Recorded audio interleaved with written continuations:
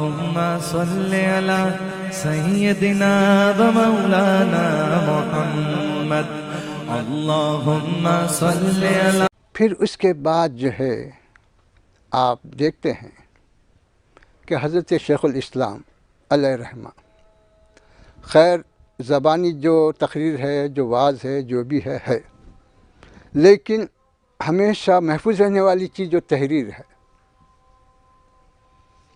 خواہ وہ مقاصد اسلام کی شکل میں ہو، خواہ انوار احمدی کی شکل میں ہو، خواہ افادت الافہام کی شکل میں ہو، کتاب العقل کی شکل میں ہو، یا کسی اور شکل میں ہو، وہ اتنا بڑا سرمایہ حضرت نے ہمارے لیے چھوڑا ہے کہ اب ہم کو کسی اور سرمایہ کی ضرورت نہیں ہے اپنے عقائد کی اصلاح اور تحفظ کے لیے، کہ ہمارا عقیدہ کیا ہے، کیا ہونا چاہیے.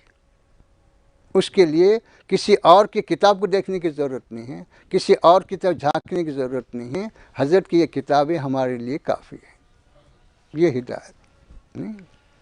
تو اس طرح سے جو ہے ایک مرتبہ لندن سے تبصرہ ہوا کتابوں پر، میلاد شریف کا موقع تھا، تو وہاں سے تبصرے میں یہ بات بیان کرتا ہے وہ کہ میلاد پاک پر جو بہترین کتابیں لکھی گئی ہیں اس میں سے ایک انوار احمدی ہے جو سب سے زیادہ قابل ترجیح ہے. انہیں لکھ رہا کہاں سے؟ وہاں سے. اور جو ہے حضرت اس سلسلے میں جو ہے اس ایک تو عالمانہ شان، دوسرے عارفانہ شان اس میں آپ کی پوری جھلکتی ہے. تو حضرت لکھتے ہیں انوار احمدی میں، کیا لکھتے ہیں کہ اللہ سبحانہ و تعالیٰ حکم فرما رہا ہے یا ایھا الذین آمنوا صلوا علیہ وسلموا تسلیما. تو یہاں پر امر کا صیغہ ہے، اللہ حکم دے رہا امت کو کہ تم میرے حبیب پاک پر صلاۃ و سلام بھیجو.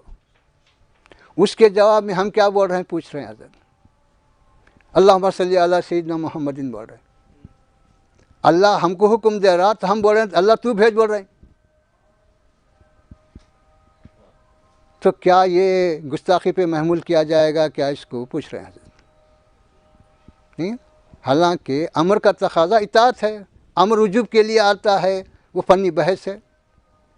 فنی بحث کے امر جو ہے اطاعت کو بتلاتا، وجوب کو بتلاتا، تو اطاعت کہاں ہو رہی؟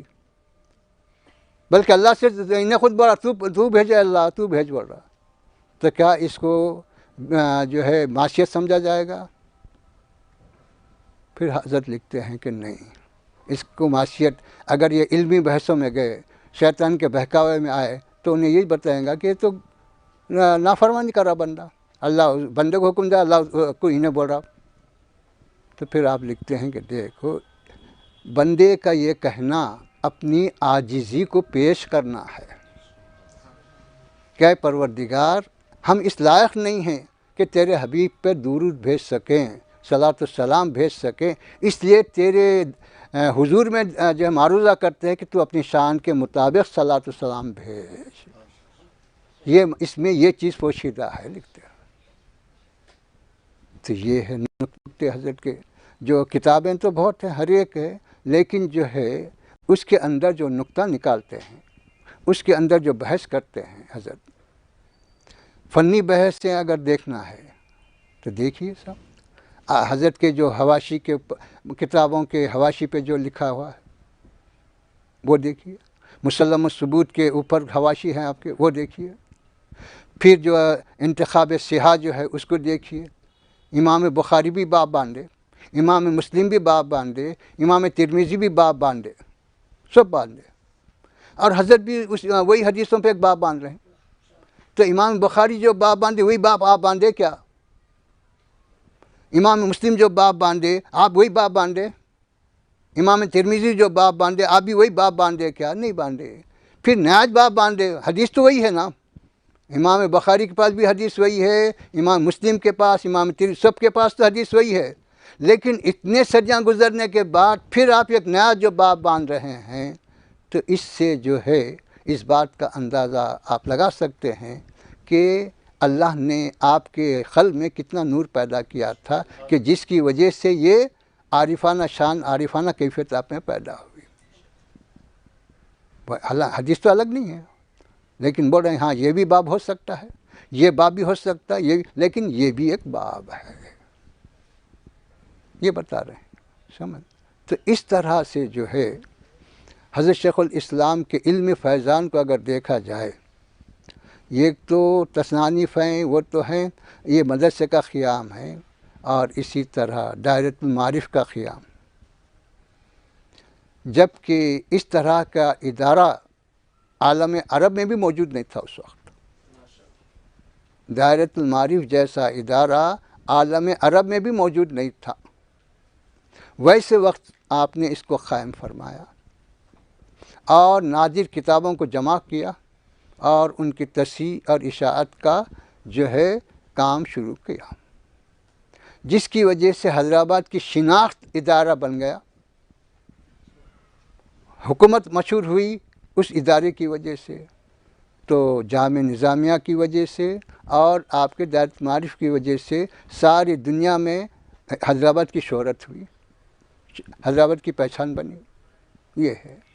تو یہ ہے، تو اس طرح سے جو ہے بتلایا گیا کہ دیکھو حضرت کے علم فیضان کو اگر دیکھنا ہے، ان کے شاگردوں کو دیکھو، ان کے شاگردوں کا فیضان حضرت کا ہی فیضان ہے جو آج تک چلے آ رہا ہے، ایک کے بعد دیگر ہے، ایک کے بعد دیگر ہے، ایک کے بعد دیگر ہے، چلے آ رہا ہے۔ اور دیکھنا ہے کتابوں کی شکل میں تو آپ کی تصانیف کو دیکھو اور آپ کے شاگردوں کے تصانیف کو دیکھو، وہ فیضان ابھی چلے آ رہا ہے، بند نہیں ہوا۔ اسی طرح آپ کے علمی فیضان کو دیکھنا ہے تو اداروں کو دیکھو، مدارس کو دیکھو کہ کتنے مدارس آپ نے قائم فرمایا، کتنے ادارے آپ نے قائم، اشاعت العلوم آپ نے قائم فرمایا، نہیں؟ نصر المرجان فی رسم نظم القرآن، دوسری کتابوں سے بحث نہیں کرتا۔ ایک 5 مہینے پہلے شمالی ہند کے ایک صاحب آئے، آ کے کہنے لگے کہ صاحب میں اس وقت رسم قرآن پر تحقیق کر رہا ہوں، وہ ہمارے ادارے کے نہیں ہیں، وہ شمال کے ادارے کے تھے، تو اس وقت بول رہے ہیں کہ میں رسم قرآن پہ تحقیق کر رہا ہوں، اس سلسلے میں سب سے اہم کتاب اور زیادہ مواد والی کتاب ہے تو یہ آپ کی نصر المرجان ہے۔ اتنی مبسوط کتاب اور اتنی مدلل کتاب کہیں میں نے نہیں دیکھی ہے۔ عبدالغفور بلا میں انہوں موجود تھے سب، تو اب اس کی مقبولیت کا اندازہ، خیر یہ تو ہے، اس کی مقبولیت کا اور اس کی اہمیت کا اندازہ اس بات سے آپ لگا سکتے ہیں کہ بیروت سے وہ کتاب چھپ گئی ہمارے علم و اطلاع کے بغیر، تو اگر وہ کتاب اہم نہیں ہوتی، اس کا کوئی جو ہے اعتبار نہیں ہوتا، تو بیروت والے کیوں چھاپتے؟ وہ تو تجارت کے غرض سے چھاپے، تو مطلب یہ ہے کہ وہ کتاب ان کے پاس اہم ہے اور ان کے پاس جو ہے زیادہ مانگ ہے، جبھی تو چھاپے۔ تو یہ ہے حضرت کا علم فیضان۔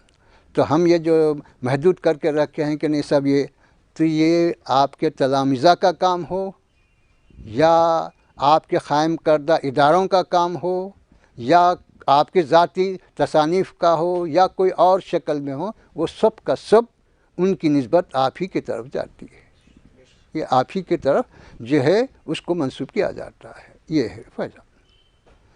اسی طرح میرے بزرگوں اور دوستو، آپ کو معلوم ہے کہ آپ جہاں پر دینی مدارس کے قیام کی طرف زیادہ توجہ کرتے رہے، اسی طرح دنیاوی مدارس کے قیام کی طرف بھی آپ نے توجہ کی۔ ایسا نہیں ہے کہ دنیا سے بالکل غافل ہو جاؤ، دنیا سے بالکل کنارہ کش ہو جاؤ، ایسا نہیں۔ یہ انوار العلوم کالج جو آج ایک مستقل ادارے کی شکل میں ہے، بہت کم لوگوں کو معلوم ہے کہ یہ آپ کے شاگرد مولوی عبدالرزاق صاحب نے اس کو قائم کیا۔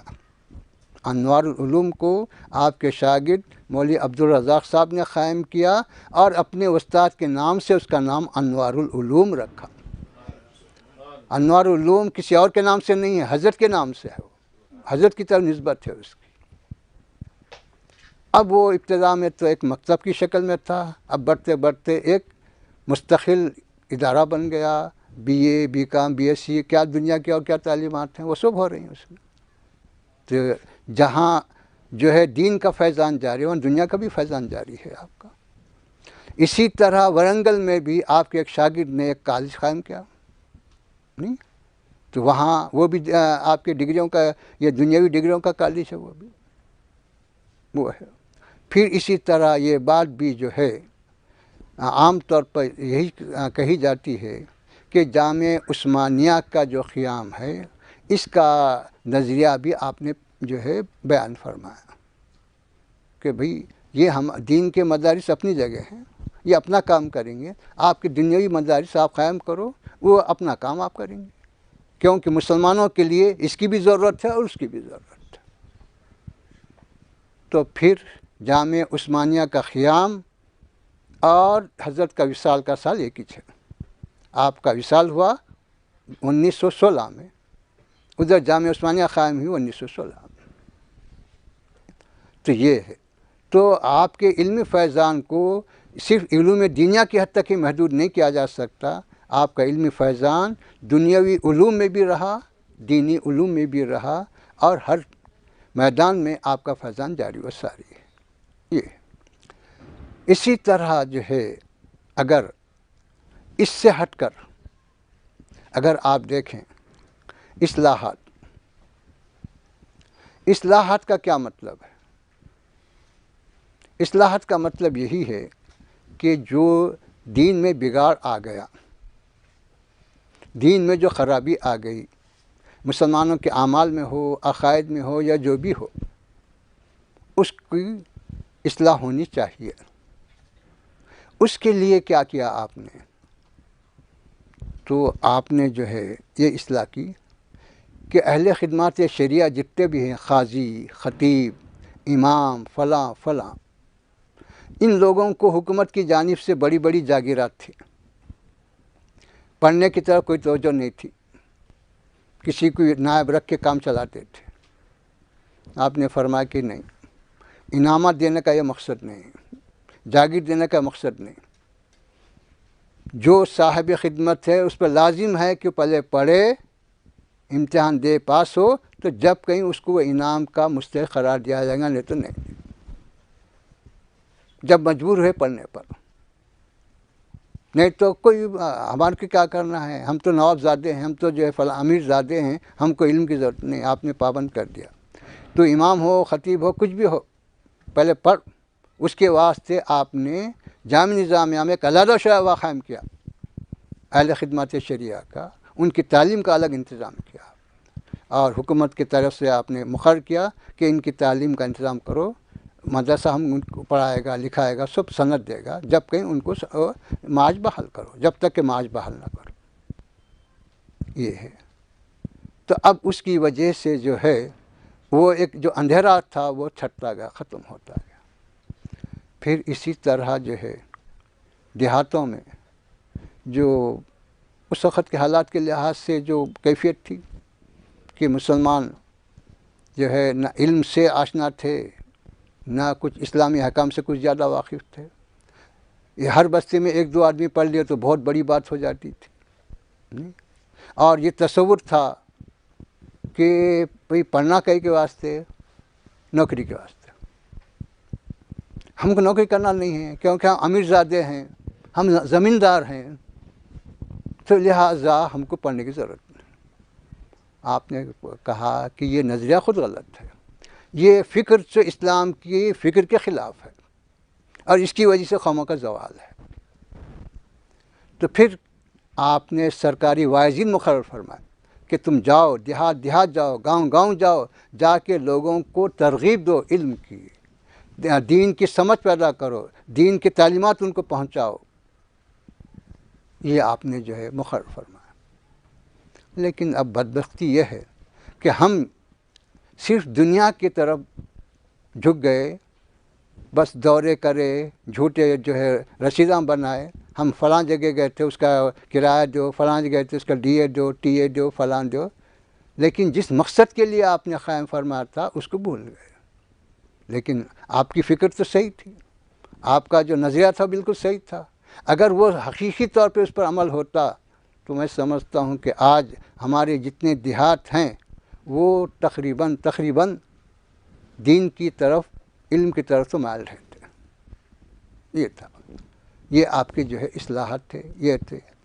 اور اسی طرح جو ہے آپ کے اصلاحات میں جیسا کہ آپ لوگ سنتے ہیں کہ کیا ایک مرتبہ جو ہے نواب اور جاگیرداروں میں جو مہر ہوتا تھا لاکھوں میں ہوتا تھا اس زمانے میں، اور اس زمانے میں لاکھ بہت بڑی بات تھی. تو ایک نواب کا انتقال ہوا اور وہ 2-3 بیویوں کے بچے، زیادہ بیویوں کے بچے رہتے تھے. اب اس میں اختلاف یہ آیا کہ ہماری سونتیلی ماں کے مہر کے بارے میں اختلاف آیا. پہلی بیوی کے بچے بول رہے ہیں نہیں ان کا مہر اتنا تھا، ہزاروں میں تھا بتا رہے. وہ اس کے دوسری بیوی کے بچے اپنی حقیقی ماں کا مہر بتا رہے ہیں 1 لاکھ تھا. اب یہ جھگڑا ہوا. اب اس زمانے میں کوئی لکھا نہ پڑھی، گواہ مر گئے، فیصلہ کیا ہوگا؟ پھر کہاں 2-4 ہزار، کہاں 1 لاکھ. تو پھر آپ نے یہ پورا نظام قضات قائم فرمایا نہیں، اور اس کے جو ہے 4-5 پرت بنائے. ایک صدر قاضی کے پاس محفوظ رہنا، ایک آرکائیو میں محفوظ رہنا، ایک فلاں جگہ، اس طرح کہیں بھی کوئی تبدیلی نہ آنے پائے. جس کی وجہ سے لکھتے ہیں کہ وراثت کے مسائل آسان ہو گئے، حضانت کے مسائل آسان ہو گئے، اور اس کی وجہ سے جو ہے نکاح کا انکار جو کر رہے تھے بیویوں کا تحفظ ہو گیا. ورنہ بولتے ہیں ان کا ہمارے سے مالی سے نکاح نہیں ہوا. تو بتایا کہ آپ کے اس اصلاح کی وجہ سے امت جو ان تمام بیماریوں سے، خرابیوں سے محفوظ ہو گئی. اب نہیں بول سکتے کہ ان کا نکاح نہیں ہوا، اب نہیں بول سکتے اتنا مہر نہیں تھا، اب نہیں بول سکتے ان کی اولاد نہیں ہے. تو بتلا رہے ہیں یہ خاموش خدمت ہے، شور نہیں، شرابہ نہیں، کچھ نہیں، کیا نہیں، ہم یہ کریں ہم وہ کریں، کچھ نہیں. بس یہ کام کرنا ہے، قوم کے لیے ضروری ہو کام کرے بس. اب جو ہے اتنا بہترین نظام جو یہاں قائم ہوا، ہمارے مسلم پرسنل لا بورڈ والے ان کو بھی کیا جلن پیدا ہوئی یا کیا ان کے دل میں آیا کہ ہم ایک سیاہ بنائیں گے، بکلیٹ بنائیں گے. ہم بولے بھائی بنانے کی ضرورت کیا ہے جب کہ یہاں موجود ہے، پہلے سے دیکھو اس میں کیا ترمیم کی ضرورت ہے دیکھو. نہیں ہم بناتے. تو کیا بنائے؟ تو مل صاحب بیٹھے ہوئے ہیں، نام آخر کی جگہ نام شوہر، نام آخرہ کی جگہ نام زوجہ، بیوی. تو مل صاحب بولے انہیں شوہر بنا، اتنے شوہر کیسا لکھ رہا تو؟ عقد کے بعد شوہر ہوتا انہیں، عقد سے پہلے شوہر بنا رہا تو. عقد کا مطلب صحیح ہے کہ انہیں عقد کر رہا ہے، تو وہ لفظ لکھنا صحیح ہے، یہ شوہر بولنا کیسا صحیح ہوتا رہے؟ تو حق فکر رہ گئے. تو یہ ہے جو ہے جب انسان کی آنکھ پہ تعصب کی پٹی آ جاتی ہے تو اس کو جو ہے حقیقت سمجھ میں نہیں آتی. حالانکہ اس کو قبول کرنے میں کوئی ان کے لیے وہ نہیں تھا، کوئی وہ بات نہیں تھی، لیکن جو ہے خواہ کے اپنا ایک بنا کے وہ چل بھی نہیں سکا، اور اس کا کوئی انتظام بھی نہیں کر سکے، وہ لوگ ہے بھی نہیں. تو یہ ہے. اس طرح سے میرے بزرگوں اور دوستو ہمارے لیے اب کیا ذمہ داری ہے؟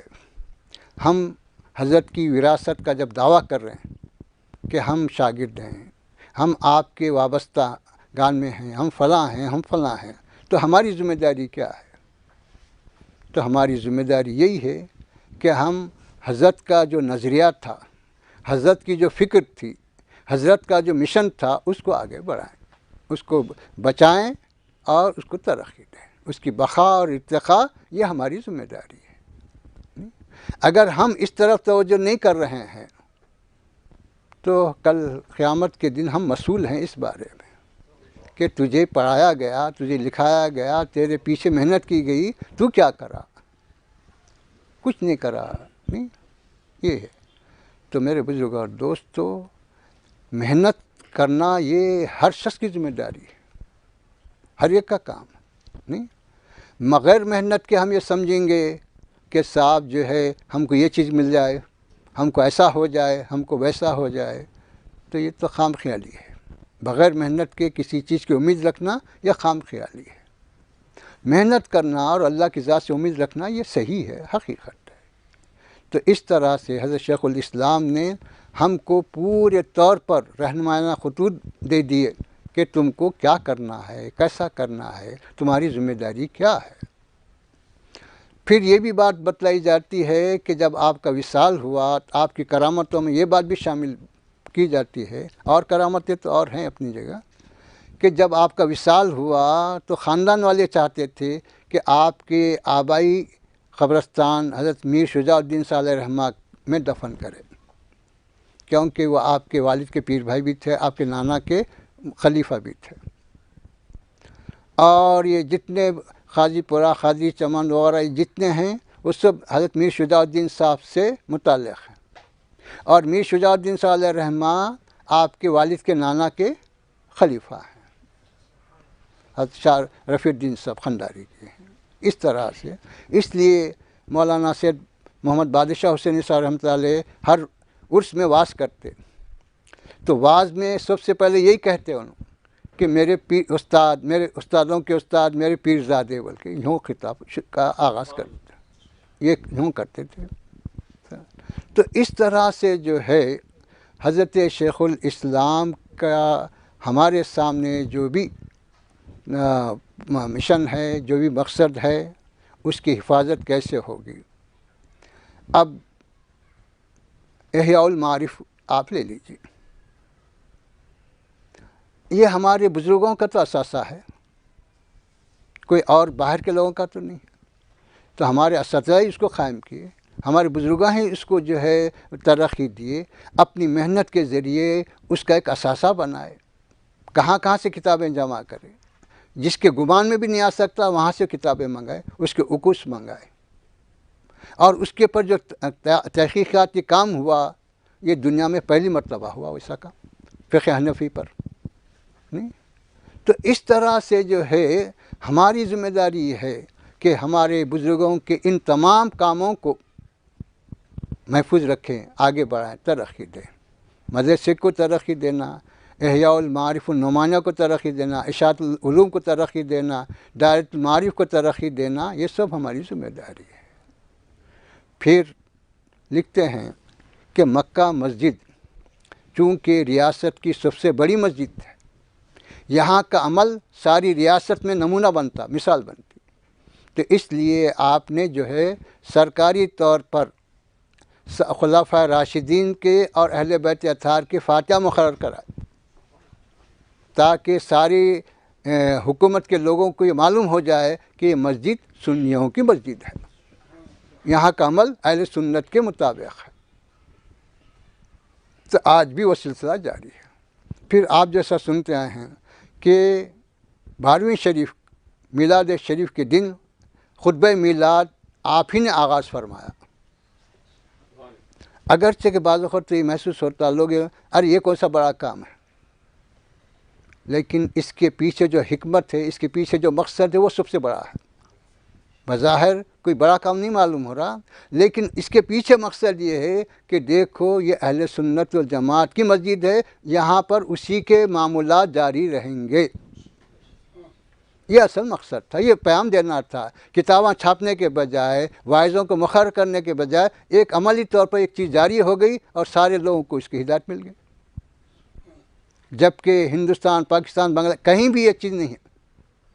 یہ چونکہ آپ حرمین شریف میں دیکھ کر آئے تھے، اس کی بنا پر یہاں اس کو قائم فرمایا آپ۔ یہ تو اس طرح سے بے شمار جو ہے آپ کے خدمات ہیں، اور اللہ سبحانہ و تعالیٰ نے آپ کو دنیاوی اعزازات سے بھی نوازا اور آخرت کے اعزازات سے بھی نوازا، اور حضور پاک علیہ الصلاۃ والسلام سے آپ کو جو ربط، آپ کو جو عشق اور آپ کو جو تعلق تھا وہ محتاج بیان نہیں ہے، سبھی جانتے ہیں کہ کیسا آپ کو عشق تھا، لوگوں نے پوچھا آپ سے کہ آپ جو ہے وزیر ہیں، فیصلے بھی کرنا پڑتا آپ کو، تو یہ کیسے آپ سمجھ سکتے ہیں کہ آپ کا فیصلہ صحیح ہوگا؟ تو کیا جواب دیا آپ نے؟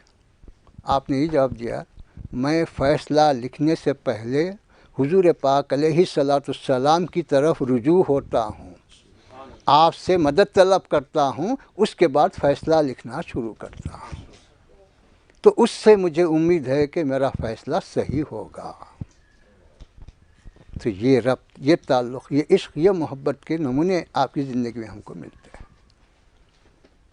تو میرے بزرگوں اور دوستوں اور میرے تمام ساتھیوں سے میری یہی خواہش ہے، یہی گزارش ہے کہ ہم صرف زبانی عقیدت کے ساتھ ساتھ عملی عقیدت کا بھی اظہار کریں۔ زبانی عقیدت بھی ہونا ہے، دلی عقیدت بھی ہونا ہے، عملی عقیدت بھی ہونا ہے۔ وہ یہی ہے کہ جامعہ کی بقا ارتقاء کے لیے ہم سب ایک جٹ ہو کر کام کریں، کوشش کریں۔ اللہ ہمارے ان تمام جو مشکلات ہم کو نظر آ رہی ہیں وہ سب دور ہو جائیں گی، اور اللہ کا فضل شامل حال ہوگا۔ صلی اللہ تعالیٰ علی خیر خلقہ و نور عرشہ و علی آلہ الطیبین و اصحابہ الاکرمین اجمعین برحمتک یا